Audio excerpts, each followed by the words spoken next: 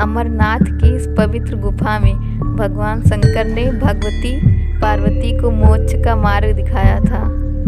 इस तत्वज्ञान को अमरनाथ के नाम से जाना जाता है, इसीलिए इस स्थान का नाम अमरनाथ पड़ा।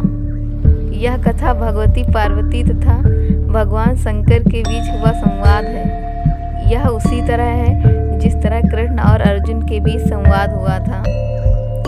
जब भगवान शंकर इस अमृत ज्ञान को भगवती पार्वती को सुना रहे थे तो वहाँ एक सुक हरा कंठफोड़वा या हरी कंठी वाला तोता का बच्चा भी यह ज्ञान सुन रहा था।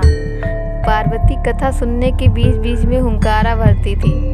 पार्वती जी को कथा सुनते सुनते नींद आ गई और उनकी जगह पर वहाँ बैठे एक सुक ने हुंकारी भरना प्रारंभ कर दिया। जब भगवान शिव को यह बात ज्ञात हुई तब वे सुक को मारने के लिए दौड़े और उसके पीछे अपना त्रिशूल छोड़ा। सुक जान बचाने के लिए तीनों लोकों में भागता रहा। भागते भागते वह व्यास जी के आश्रम में आया और सूक्ष्म रूप बनाकर उसकी पत्नी वटिका के मुख में घुस गया। वह उनके गर्भ में रह गया। ऐसा कहा जाता है कि ये 12 वर्ष तक गर्भ के बाहर ही नहीं निकले।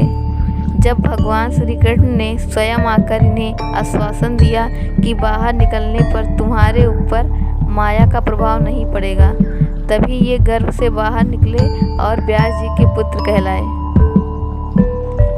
गर्भ में ही इन्हें वेद, उपनिषद, दर्शन और पुराण आदि का सम्यक ज्ञान हो गया था। जन्मते ही श्री कृष्ण और अपने माता पिता को प्रणाम करके इन्होंने तपस्या के लिए जंगल की राह ली। यही जगत में सुखदेव मुनि के नाम से प्रसिद्ध हुए। अमरनाथ की यात्रा के साथ ही कबूतरों की कथा भी जुड़ी हुई है। इस कथा के अनुसार एक समय महादेव संध्या के समय नृत्य कर रहे थे कि भगवान शिव के गण आपस में ईर्ष्या के कारण कुरु कुरु शब्द करने लगे। महादेव ने उनको श्राप दे दिया कि तुम दीर्घकाल तक यह शब्द कुरु कुरु करते रहो। तदुपरांत वे रुद्र रूपी गण उसी समय कबूतर हो गए और वहीं उनका स्थायी निवास हो गया। माना जाता है कि यात्रा के दौरान पावन अमरनाथ गुफा में इन्हीं दोनों कबूतरों के भी दर्शन होते हैं। यह आश्चर्य ही है कि जहां ऑक्सीजन की मात्रा नहीं के बराबर है और जहां दूर दूर तक खाने पीने का कोई साधन नहीं है, वहां ये कबूतर किस तरह रहते होंगे। यह कबूतरों के दर्शन करना शिव और पार्वती के दर्शन करना माना जाता है। यह भी कहा जाता है कि इन कबूतरों ने अमरनाथ में शिव के मुख से अमरता प्रवचन सुन लिए थे, इसीलिए ये भी अमर हो गए।